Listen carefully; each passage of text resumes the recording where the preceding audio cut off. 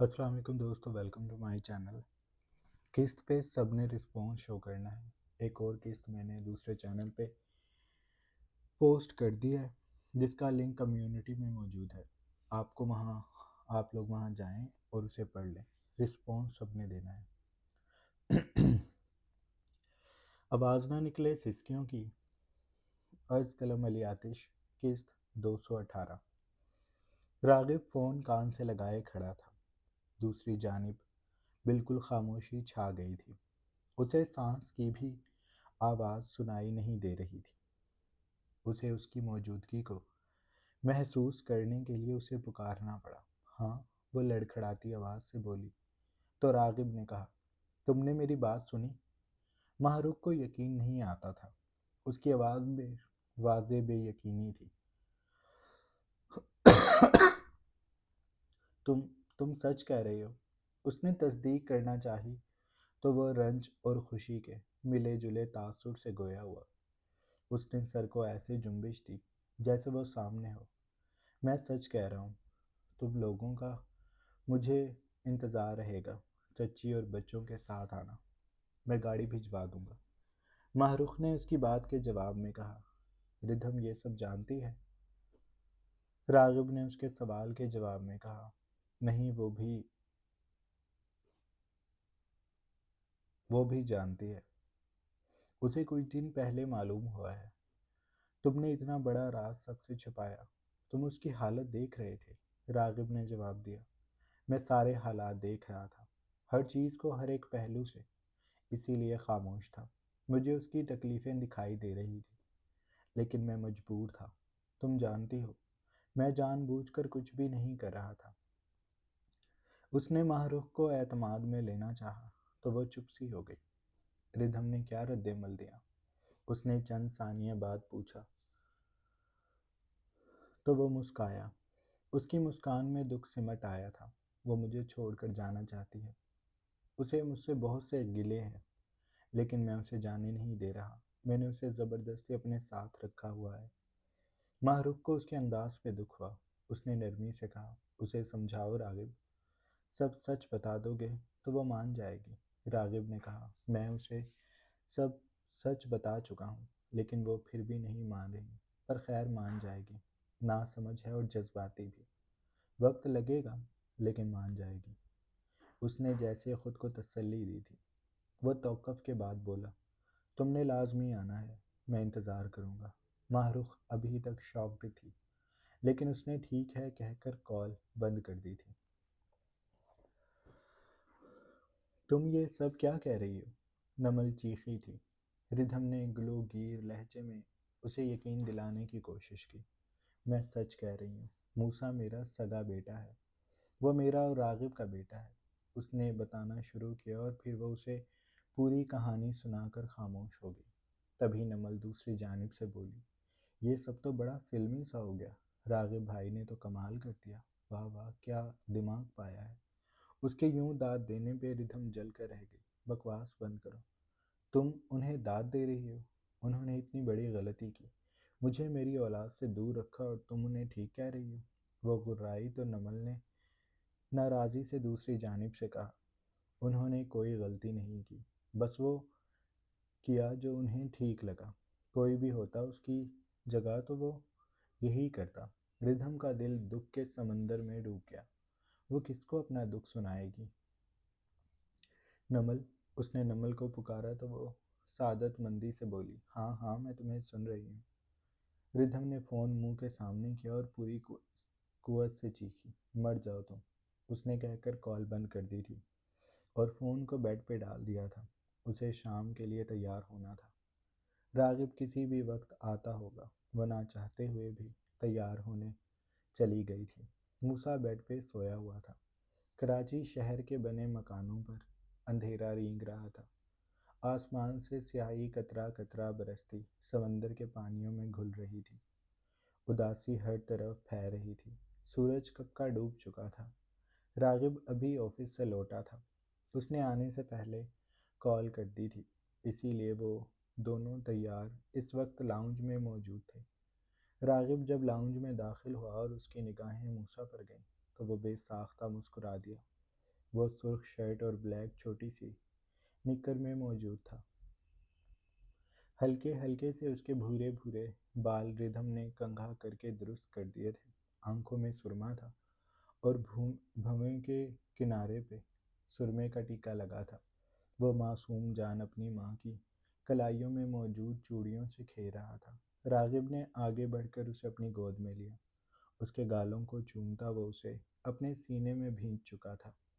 پھر اس نے ردھم کو دیکھا جو اس کی جانب دیکھ رہی تھی۔ اس کی آنکھوں میں لکھی تحریر راغب پڑھ چکا تھا، لیکن اس نے اس تحریر کو نظر انداز کرتے ہوئے کہا، چلیں پھر۔ ردھم نے بے بسی سے لب بھینچ لیے، لیکن وہ جانتی تھی راغب اس کی نہیں سنے گا۔ کچھ دیر بعد وہ دونوں ڈیزائنر کے پاس موجود تھے۔ ڈیزائنر ناپ لے چکا تھا اور ردھم عدم دلچسپی سے اس کی باتوں کو سن رہی تھی۔ راغب صوفے پر بیٹھا موسیٰ کو اپنی گود میں لیے ہوئے تھا، اس کے ہاتھوں کو لمحہ بہ لمحہ چوم رہا تھا۔ کچھ دیر بعد ڈیزائنر کی کیبن میں لڑکی داخل ہوئی تو اس نے ردھم کی جانب اشارہ کرتے ہوئے کہا، آپ انہیں لے جائیں اور ڈریس جو میں نے ابھی آپ کو بتایا ہے ٹرائی کروائیں، وہ انہیں بالکل فٹ آئے گا، بہت خوبصورت ڈریس ہے۔ یہ کہنے کے بعد وہ راغب کی جانب متوجہ ہوا اور خوش دلی سے بولا، وہ ڈریس بہت خوبصورت ہے، آپ اسے پسند کریں گے۔ راغب نے سر کو جنبش دی اور ردھم کو جانے کا اشارہ کیا۔ اس نے خفا سی نگاہ راغب پر ڈالی اور پھر وہ لڑکی کے ساتھ کیبن سے نکل گئی۔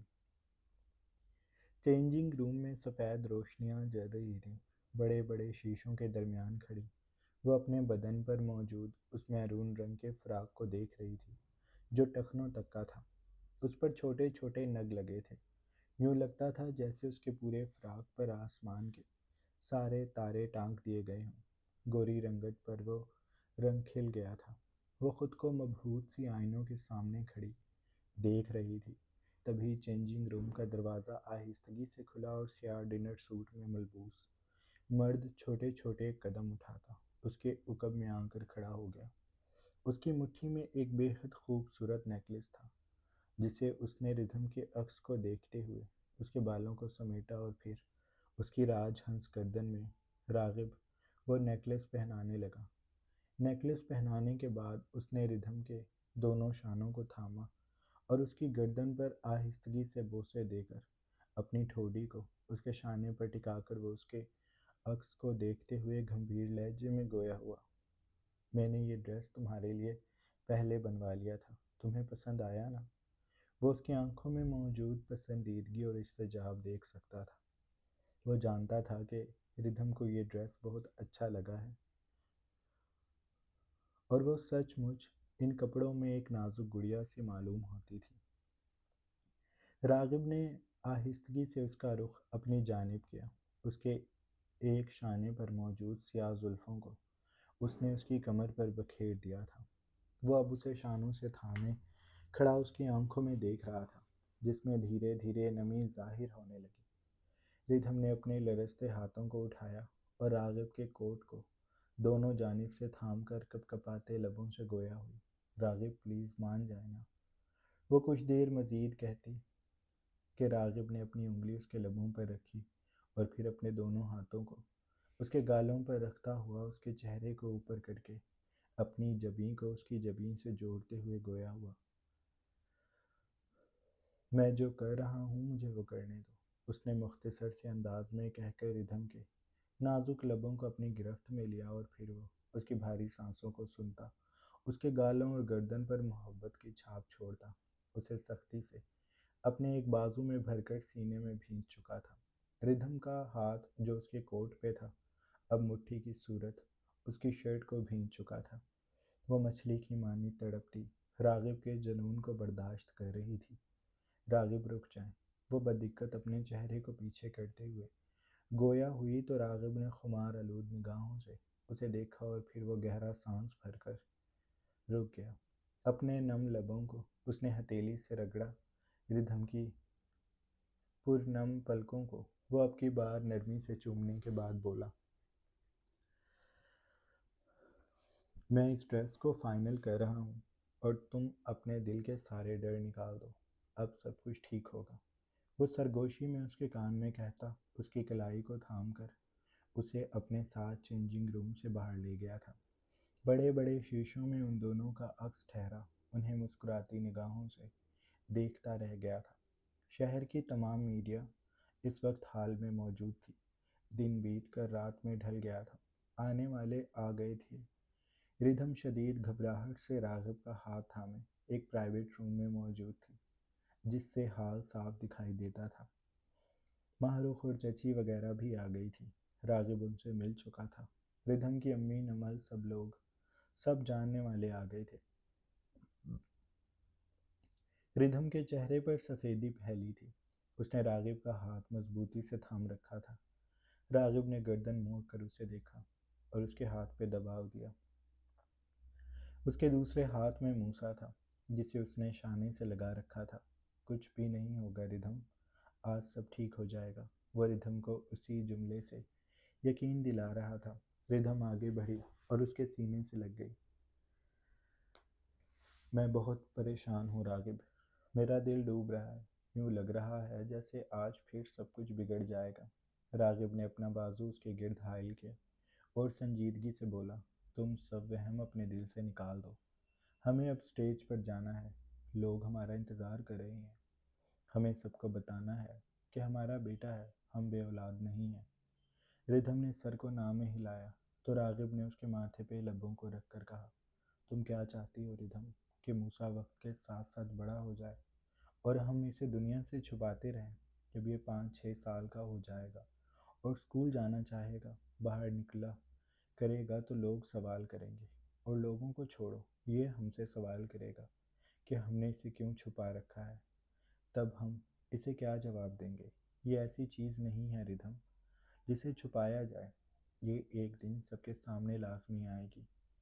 اسے آنا ہی ہے، سب کو جاننا ہی ہے کہ ہم اولاد والے ہیں، ہمارا بیٹا ہے۔ ردھم نے ڈبڈبائی آنکھوں سے اسے دیکھا، اس کے لب لرز رہے تھے۔ اس نے راغب کے ہاتھ کو تھام کر اپنے گال سے لگایا۔ اس کی ہتھیلی کی تپش اس کے اندر حرارت پیدا کر رہی تھی۔ اس کی بھیگی آنکھیں کچھ دیر راغب پر جمی رہیں، چند لمحے ایسے ہی اداسی سے آنکھوں میں موجود پانی کی مانند بہتے رہے، پھر ردھم نے کہا، میں آپ کی بات سمجھ رہی ہوں، لیکن اس نے کچھ سوچتے ہوئے کہنا شروع کیا۔ راغب نے سر کو جنبش دی کہ لیکن، تو وہ مزید بولی، میری ایک بات آپ کو ماننی ہوگی۔ ٹھیک ہے، تم بتاؤ، تم کیا چاہتی ہو؟ اس نے فوراً کہا تو ردھم دھک دھک کرتے دل کے ساتھ اس کا چہرہ دیکھتی رہی۔ پھر وہ آہستگی سے بولنے لگی۔ اس کے الفاظ کمرے میں بکھرتے راغب کو حیران کر رہے تھے۔ یہ ردھم کا اسٹوڈیو تھا، جو اسے راغب نے بنوا کر دیا تھا، جہاں وہ رنگ بکھیرتی تھی۔ اس کے ایک کونے میں بہت سی تصویروں کے فریم کے پیچھے ایک فریم موجود تھا، جو اوندھا فرش پہ پڑا تھا۔ اسے ردھم نے بہت پہلے بنایا تھا، اس وقت جب اس نے اپنی اولاد کو کھویا تھا۔ وہ اس وقت آنکھیں میچ کر ہر بات کو ذہن میں دہراتی برش کو کینوس پہ پھیر رہی تھی۔ اس کے دماغ میں ایک دھندلا سا عکس تھا، مجھے اب بدلہ نہیں چاہیے۔ راغب، آپ ان لوگوں کے پیچھے نہیں جائیں گے، مجھے اس سب سے خوف آتا ہے۔ برش دھیرے دھیرے حرکت کر رہا تھا۔ ردھم نے آنکھیں بنائی، دھندلائے عکس کو ذہن میں دہرانا مشکل تھا، لیکن وہ اسے بناتی جا رہی تھی۔ سوچ سوچ کر اس کے لہجے پر غور کرتی وہ اس کو صورت دے رہی تھی۔ مجھے یہ ریونج چین ختم کرنی ہے۔ میں نہیں جانتی وہ لوگ کون تھے، میں اپنے ہر لفظ کو واپس لیتی ہوں۔ میں نے آپ کے سامنے زیبا کا کہا تھا، لیکن آپ ٹھیک کہہ رہے تھے، وہ ایسا نہیں کر سکتی۔ میں نے مان لیا، وہ ایسا نہیں کر سکتی۔ اگر آپ کے ذہن میں کسی کا نام ہے تو اسے مٹا دیں، مجھے اب بس سکون سے زندگی گزارنی ہے۔ میرا بیٹا میرے پاس ہے، مجھے کسی سے کوئی بدلہ نہیں لینا۔ ناک، بال، کان، آنکھیں اور پھر وہ چہرہ مکمل ردھم کے سامنے موجود تھا۔ اس کا دل دہل کر رہ گیا۔ وہ خوشبو پہچان گئی تھی۔ اس کے ذہن میں اس مرد کے ٹوٹے پھوٹے الفاظ گونج رہے تھے۔ وہ بدلہ چاہتا تھا، بدلہ، اور ردھم سے بدلہ کون لینا چاہتا ہوگا؟ وہی جس کا باپ مجرم بنا جیل میں سڑ رہا تھا۔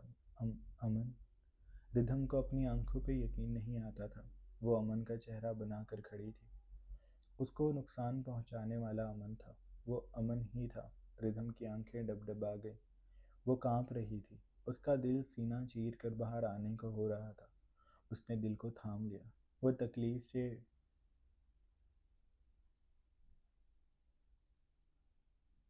दोहरी हो रही थी। भोली सूरत वाला, बेज़रर सा लड़का इतना कुछ कर लेगा। उसे मालूम नहीं था वो अकेला नहीं हो सकता। ये रिधम अंदाज़ा कर सकती थी। उसके साथ वो ज़ेबा को जोड़ रही थी, पर कहीं ना कहीं वो बस सारा इल्ज़ाम ज़ेबा पर डालना चाहती थी। अमन ऐसा नहीं कर सकता, वो खुद से कह रही थी, लेकिन कैनवस पे रंग से खिंचा चेहरा उसे मुंह चढ़ा रहा था। उसे अमन से एकदम खौफ आने लगा। उसे लगा उसकी तस्वीरें उसे घूर रही हैं, उसे फातिहाना मुस्कुरा कर देख रही हैं।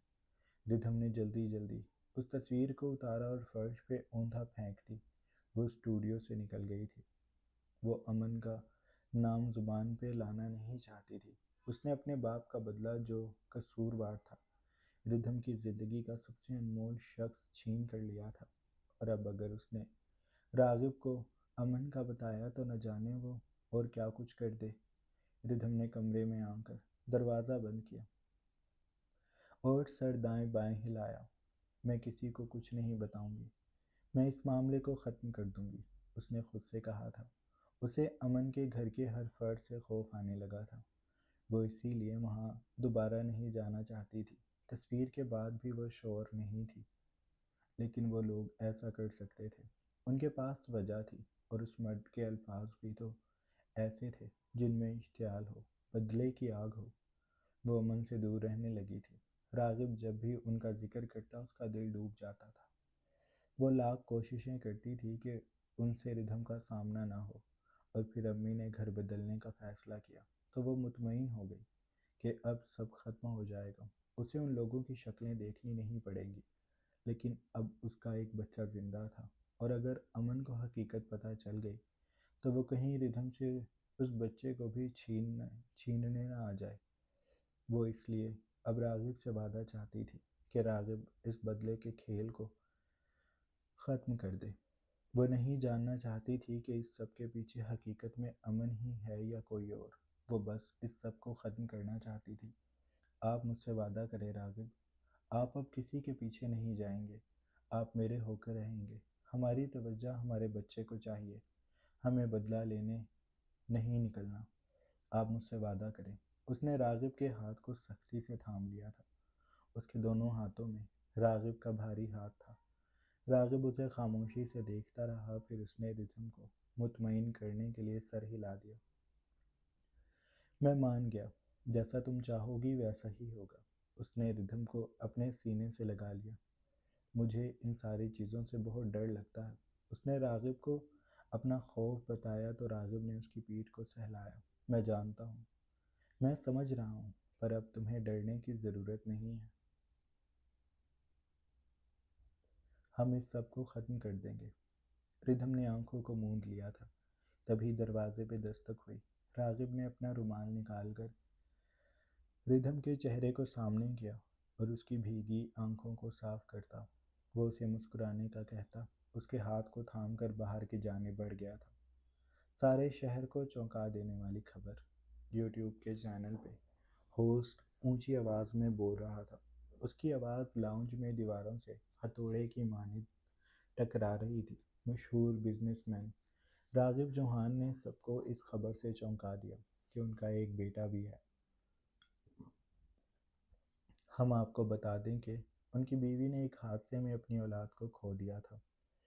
तभी यही पता चला था कि उनकी औलाद इस दुनिया में नहीं रही। लेकिन अब आज इस कॉन्फ्रेंस में उन्होंने खुद इस बात को तस्लीम किया है कि उनकी बीवी ने दो बच्चों को जन्म दिया था। उनकी बेटी फौत हो गई थी, लेकिन उनका बेटा बच गया। जी हाँ, उनका बेटा ज़िंदा है। हम आप सबके साथ तस्वीरें शेयर करते हैं। रागिब चौहान ने मज़ीद बताया कि जिन लोगों ने ये सब किया था, उनकी वजह से उन्होंने अपने बेटे को अभी तक सबसे छुपाए रखा था। लेकिन अब वो इस बात का इकरार कर चुके हैं कि उनका बेटा ज़िंदा है। ये उनके बेटे की तस्वीर पूरे सोशल मीडिया पे یہ خبر آگ کی طرح پھیل گئی تھی۔ وہ ایک ایک خبر کو دیکھ رہی تھی۔ اس کے چہار جانب کہہ کے گونجنے لگے۔ اس نے چہرہ اٹھایا تو بہت سی زیبائیں اس کے سامنے کھڑی اس کا مذاق اڑا رہی تھی۔ زیبا کی آنکھوں میں آنسو تیر رہے تھے۔ تم اسے برباد بھی پوری طرح نہیں کر سکی، وہ تم سے جیت گیا زیبا۔ الفاظ گونجتے اس کے سر پہ ہتھوڑے کی طرح لگ رہے تھے۔ اس کی آنکھیں سرخ ہو رہی تھی، ان میں آنسو بھرے ہوئے تھے۔ اسے لگا تھا وہ جیت گئی، لیکن وہ ہار گئی تھی۔ راغب جیت گیا تھا، اس نے اپنا بیٹا بچا لیا تھا۔ زیبا نے فون سے اٹھنے والی آواز کو بند کرنا چاہا، جہاں ہوسٹ راغب کے بیٹے کی تعریفیں کر رہا تھا، لیکن والیوم کم نہیں ہو رہا تھا۔ زیبا نے جھنجھلا کر اپنا فون دیوار میں دے مارا اور پھر وہ بالوں کو مٹھیوں میں جکڑ کر حلق کے بل چیخی تھی۔ اس کی چیخ سے دیواریں لرز گئی تھیں۔ جاری ہے، قسط پہ سب نے رسپانس شو کرنا ہے۔ اگلی قسط بہت جلد پوسٹ ہوگی۔ اپنا ڈھیر سارا خیال رکھیے گا۔ اللہ حافظ۔